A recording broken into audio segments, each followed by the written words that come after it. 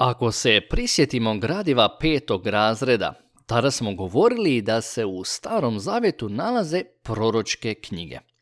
U ovom razredu cilj nam je vidjeti što su proročke knjige, tko ih je pisao, koja je poruka tih knjiga i kakve to sve skupa ima veze s nama. Pa krenimo redom. Tko su proroci? Proroci su pojedinci koji govore u Božje ime. Dakle, ne govore nešto što bi oni htjeli reći, već govore ono što bi Bog htio reći. Budući da Boga ne možemo vidjeti očima ili čuti ušima, onda Bog odabire pojedince koji će govoriti i djelovati umjesto njega. Ako Bog primijeti da ljudi žive nemoralno, može im poslati proroka koji će naglasiti važnost 10 Božjih zapovjedi. Ako pak Bog vidi da je narod u strahu, onda može poslati proroka koji će taj narod ohrabriti.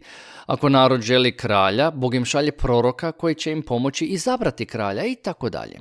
Dakle, u svim tim slučajevima proroci ne govore u svoje, već Božje ime.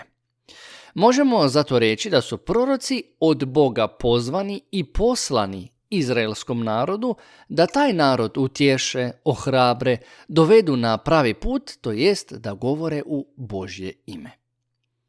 Drugo što valja naglasiti je to da proroci nisu neki pojedinci koji su bili savršeni, besprijekorni ili koji su imali neke nadljudske moći. Dapače, proroci su često bili sasvim obični ili čak posebno slabi pojedinci u strahu od ljudi, te su nevoljko prihvaćali Božji poziv. Neki su čak i pokušali odbiti Božji naputak da idu ljudima govoriti u Božje ime. Primjerice, Mojsije se htio ispričati da muca, te je nagovarao Boga da izabere nekog drugog. Prorok Jona je dobio zadatak da ide u grad Ninivu, ali je to odbio i otišao je brodom na sasvim drugu stranu.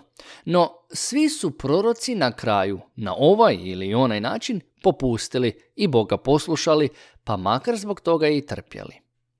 Kao treće, valja reći da je Stari zavjet pun proroka, da proroka ima u Novom zavjetu, dapače, proroka ima i danas. No postojali su i lažni proroci. Ljudi koji su glumili da govore u Božje ime, a sa ciljem da steknu ugled, poznanstva ili novac. I danas je tako. Svijet je pun ljudi koji se pretvaraju da su proroci, da poznaju budućnost, da liječe ove ili one bolesti. Stoga, valja biti oprezan da i nas ne bi zaveli. U tome nam može pomoći Biblija, jer u njoj imamo primjere pravih proroka, u likovima poput Mojsija, koji je najveći prorok Starog zavjeta. Zatim je tu Ilija, pa Izaija, Ivan Krstitelj, te konačno Isus. Ima ih još puno u Bibliji. Neki od tih proroka napisali su knjige koje su u Bibliju uvrštene kao proročke knjige. Obično te proroke pisce dijelimo na velike i male.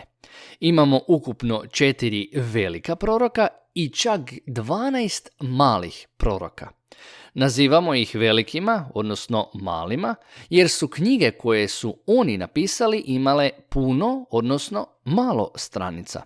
Tako govorimo o 4 velika proroka, jer su ti proroci napisali velike knjige, knjige s puno stranica. Te imamo 12 malih proroka, jer su ti proroci napisali male knjige, knjige s malo stranica. Sve u svemu, proroci su pojedinci koji govore u Božje ime. Proroka je bilo u prošlosti, a ima ih i danas. No, postoje i lažni proroci.